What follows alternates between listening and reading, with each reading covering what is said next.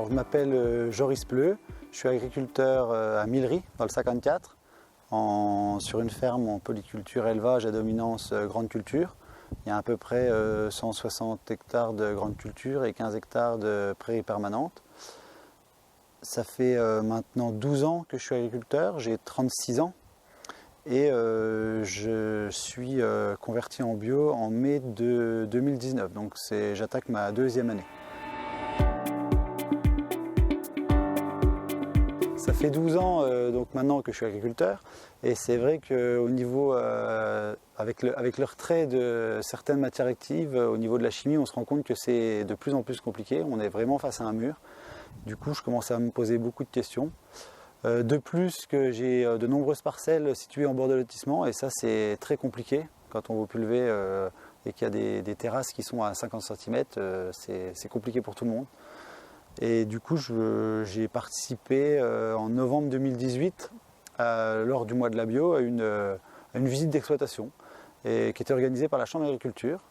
Et puis, le projet a mûri dans ma tête et j'ai contacté par la suite la Chambre d'agriculture pour faire un diagnostic via le point info bio. Quand un agriculteur contacte le point Info Bio, ça se passe en plusieurs étapes. Nous répondons d'abord à ses premières questions et nous lui rappelons les grands principes de la bio et ce que ça peut engendrer sur son exploitation.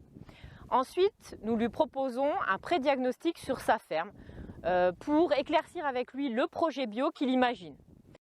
Après un certain temps de réflexion, nous proposons un audit technico-économique. Donc là, nous comparons un système optimisé à un système bio sans les aides, puisque c'est que temporaire, et avec les investissements qu'il peut y avoir à faire. Et ça se passe avec différents conseillers de la Chambre en fonction du système de l'exploitation. Ça peut être des conseillers élevage ou des conseillers agro en fonction des besoins.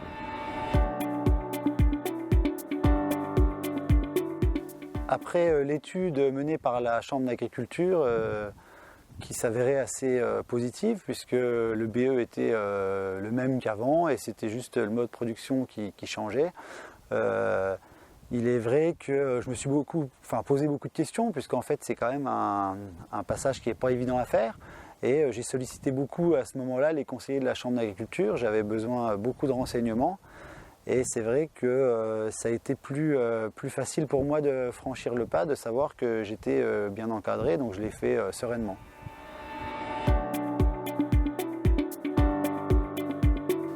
Alors, au sein de la Chambre d'agriculture, on accompagne les agriculteurs tout au long de leur réflexion.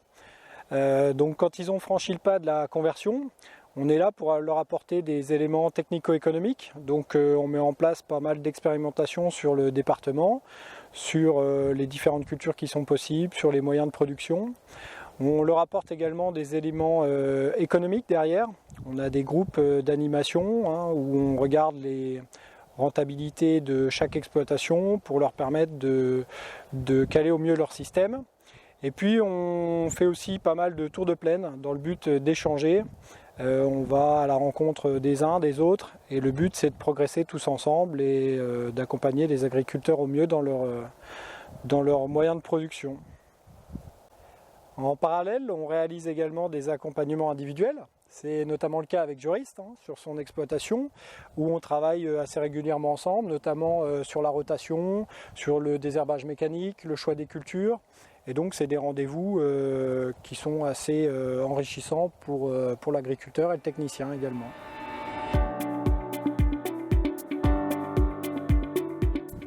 Étant dans ma deuxième année maintenant, je continue encore à participer aux actions menées par la Chambre d'agriculture, notamment les tours de plaine comme on a fait encore la semaine dernière, ou encore différentes actions menées dans le mois de la bio. À cette heure-ci, le but c'est vraiment d'avoir des conseils pour faire progresser mon exploitation.